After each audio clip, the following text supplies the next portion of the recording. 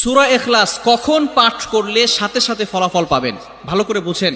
সূরা ইখলাস হচ্ছে পবিত্র কোরআনুল কারীমের ভিতরে ছোট সূরাদের ভিতরে অন্যতম একটি সূরা। তবে ফজিলতের দিক থেকে সূরা ইখলাস হচ্ছে গুরুত্বপূর্ণ ফজিলত, এবং এই সূরাটা এমন একটা সময় আল্লাহ পাক রব্বুল আলামিন নাজিল করে দিয়েছেন যখন আল্লাহ রাসূল সাল্লাল্লাহু আলাইহি ওয়াসাল্লাম দ্বীনের প্রচার করতে লাগলেন।